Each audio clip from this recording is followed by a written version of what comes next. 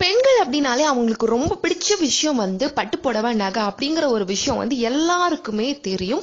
ஆனா இந்த பட்டு புடவை நகை இதை தாண்டி பெண்களுக்கு ரொம்ப பிடிச்ச இன்னொரு விஷயம் இருக்கு. அதுதான் கூந்தல். நம்ம எல்லாருக்கும் வந்து நீண்ட அடர்த்தியான கூந்தல் இருக்கணும் அப்படிங்கிற ஆசை வந்து கண்டிப்பா இருக்கும்.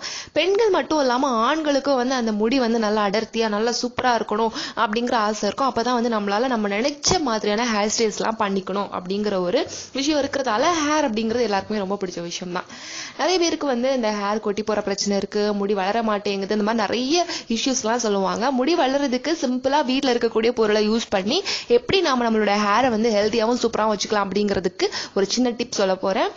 ஃபர்ஸ்ட் வந்து முடி நல்லா வளரணும் அப்படின்னு ஆசைப்படுறவங்க வந்து சின்ன வெங்காயம் இருக்குல்ல, அதை வந்து ஒண்ணுமே பண்ண வேண்டாம், லைட்டா அதை ஜூஸ் பண்ணி நம்ம வந்து குளிக்கிற இப்போ வந்து வீக்லி ஒரு 3 நாள் 4 நாள் குளிச்சிங்க அப்படின்னா வாரத்துல ஒரு நாள் நீங்க இதை பண்ணா போதும்.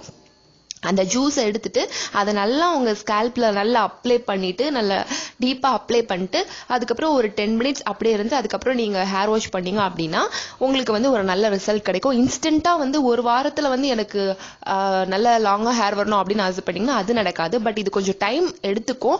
பட் உங்களுக்கு நல்ல ஹேர் க்ரோத் இருக்கும். அதுக்கப்புறம் ஹேர் நல்லா சில்கியா ஷைனியா இருக்கணும் அப்படின்னா வந்து செம்பருத்தி இலை இருக்குல்ல, ஸோ இந்த ஹைபிஸ்கஸ் லீஃப் அல்லது அந்த பூவெல்லாம் வந்து நம்ம அரைச்சி நம்ம ஹேர்ல அப்ளை பண்ணிட்டு அதுக்கப்புறம் குளிச்சோம் அப்படின்னா நீங்க உங்களோட ஹேர் வந்து ரொம்ப ஷைனியா ரொம்ப ஒரு திக்கா இருக்கிற மாதிரி உங்களுக்கு இருக்கும். ஸோ நீங்க அதையும் ட்ரை பண்ணலாம். அப்புறமா வெந்தயம் வந்து சேம் ரொம்ப ஒரு சாஃப்டான ஒரு ஹேர் உங்களுக்கு கொடுக்கும். வெந்தயத்தை ஊற வச்சுட்டு அதுக்கப்புறம் அதை அரைச்சு நம்ம தலையில அப்ளை பண்ணோம் அப்படின்னா அதுவும் வந்து நம்ம ஹேருக்கு வந்து ரொம்ப நல்லது. ஸோ இந்த டிப்ஸ் நீங்க ஃபாலோ பண்ணி உங்களோட ஹேர் நல்லா பத்திரமா பார்த்துக்கோங்க. எதுக்குமே ஒரு பராமரிப்பு இருந்துச்சு அப்படின்னா அது வந்து ரொம்ப நல்லா இருக்கும் அப்படிங்கிறதுக்காக இந்த டிப்ஸ். ஸோ வந்து தேவைப்படுறவங்க இதை யூஸ் பண்ணிக்கோங்க.